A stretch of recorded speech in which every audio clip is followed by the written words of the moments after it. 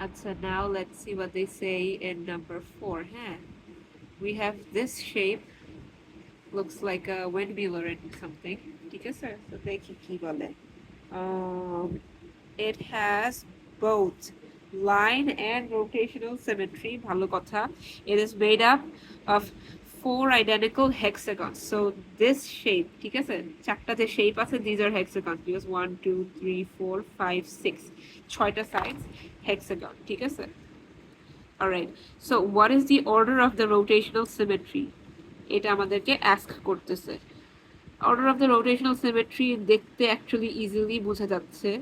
আবার একটু rotational symmetry এটা দেই definition explanation দেই যে 360 ডিগ্রি ঘুরাবো, ঠিক আছে, সেম শেপটা, সেম আইডেন্টিক্যাল শেপটা কয়বার রিপিট হয় সেটা আমাদের কাউন্ট করতে হবে। সো এটা আমরা বুঝতেই পারছি 360 ঘুরালে 4বার আমরা আমাদের অরিজিনাল শেপটা ম্যাচ করতে পারবো। সো এটার order of rotational symmetry is 4। এর থেকে বেশি আর এক্সপ্লেইন করলাম না, এটা বুঝে যাওয়ার কথা এতক্ষণে। আর let's see what it says for number B, হ্যাঁ, because এটা একটু ডিফারেন্ট। সো বলতেছে যে each marked angle is 60। So এখানে যে মার্কড অ্যাঙ্গেল 60 60 60 60 60 ব্লা ব্লা ব্লা এইসব 60। অলরাইট, বলতেছে যে find the other angles in one of the hexagons. So what we do here is একটা hexagon choose করব, ঠিক আছে, আর এই hexagonের আরো angles আছে না, suppose this এই সব যে আরো angles আছে সেগুলো আমাদের বের করতে হবে।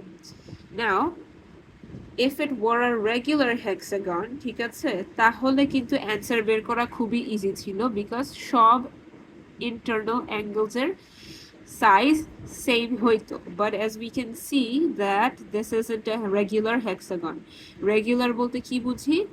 All the sides should be equal in length, but এটা কিন্তু regular hexagon না, since all the sides aren't equal. Okay, so that means আমাদের actually মাথা খাটিয়ে চিন্তা করতে হবে. Let's see what we can do here. So আমি একটা ড্র করে ফেলেছি hexagon. It doesn't look exactly the same, but এটাই চিন্তা করি, হ্যাঁ, সাপোজ এটাই ওইটা। এখন 60 60 60 এখানে মার্ক করে দিয়েছি, ভিতরে আর যত সব অ্যাঙ্গেলস আছে সেগুলো বের করতে হবে, A B C D E. Right, একটু অরিজিনাল শেপের দিকে আসি। অরিজিনাল শেপে, হ্যাঁ, একটু আমরা কমন সেন্স খাটালে বুঝতে পারবো যে এই অ্যাঙ্গেলটা is equal to this angle, this angle is equal to this angle, ঠিক আছে? ওয়াই? বিকজ এই সাইডটা আর এই সাইডটা equal.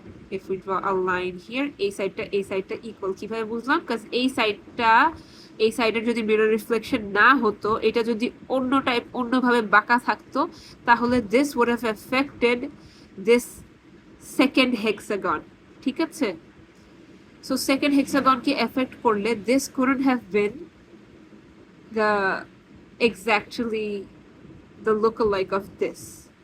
Alright, I hope that makes sense. So একটু আমরা যদি মাথা লাইক এই সেন্সটা খাটাতে পারি তাহলে আমাদের অনেক কাজ ইজি হয়ে যায়। সো আমরা বুঝতে পারলাম কি যে অ্যাঙ্গেল এ আর অ্যাঙ্গেল ই হচ্ছে ইকুয়াল, অ্যাঙ্গেল বি আর অ্যাঙ্গেল ডি হচ্ছে ইকুয়াল, ঠিক আছে? সো আমাদের অনেকগুলো কাজ ইজি হয়ে যাচ্ছে। রেড স্পটে তারা ইকুয়াল না ধরেই কাজ করেছে, বাট ইভেনচুয়ালি অনেক ম্যাথ করার পর দেখা গেল যে ইকুয়াল, এ আর ই ইকুয়াল, বি আর ডি ইকুয়াল। সো আমরা ওইটা করবো না, আমরা আগের থেকেই বুঝে ফেলছি যে এ ই বি ডি এগুলো ইকুয়াল। সো আমাদের কাজ অনেকটা কমে গেছে। লেটস সি আর কি করা যায়। হ্যাঁ, আবার একটু এখানে আসি, আমরা একটু অ্যাঙ্গেল সিটা দেখি। হ্যাঁ, সো অ্যাঙ্গেল সি হচ্ছে আমাদের এই অ্যাঙ্গেলটা ওভার হিয়ার। সো এই পুরা শেপটা দেখো, এই সিটা যদি বের করতে চাই,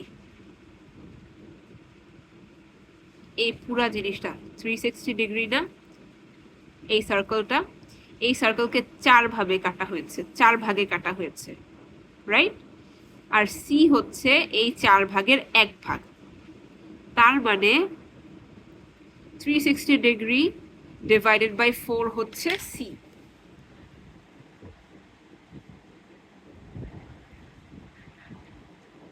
which means আমাদের সি হচ্ছে 90 ডিগ্রিজ। অলরাইট, সি আমাদের একটা রাইট অ্যাঙ্গেল।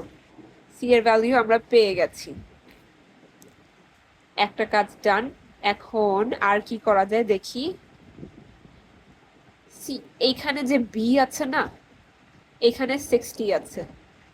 আমরা এই হেক্সাগনের দিকে যদি তাকাই, এই হেক্সাগনের এই অ্যাঙ্গেলটাও বি হবে। বেসিক্যালি ডি হওয়ার কথা, বাট ডি আর বি তো ইকুয়াল, সো আমাদের আর কোনো হেডেক নাই। ঠিক আছে, এটাকেও আমরা বি ধরলাম। সি, সো এখন আবার যদি এই পয়েন্টের দিকে তাকাই, এই পুরা জিনিসটা মিলে we get 360 degrees, right? So আমরা কি লিখব যে ফর বি, এটা যদি আমরা খুঁজতে চাই আমরা লিখব যে 60 plus B plus B equals to 360 degree. আর রিজন হবে angles at a point, right? সেখান থেকে আমরা বি এর ভ্যালু পেয়ে যাব যে 300/2 which is 150। ওকে, এখন সিন্স বি এর ভ্যালু 150, ডি এর ভ্যালু অলসো 150, আমাদের তিনটা অ্যাঙ্গেল বের হয়ে গেছে। তারপর all we are left is to আচ্ছা, আমাদের হচ্ছে all we are left with is A and E। এটাও বের করা ইজি। ঠিক আছে, let me just write everything over here। হ্যাঁ, কিভাবে বের করব? এ আর ই বের করার অ্যাকচুয়ালি কোনো শর্টকাট ওভাবে নাই, কিন্তু আমরা এটা করতে পারি যে we can know the sum of angles of any shape, right? এটার একটা ফর্মুলা আছে, n-2 into 180 degrees, right? So এখানে আমাদের n বলতে number of sides, 6 minus 2 into 180 degree, which is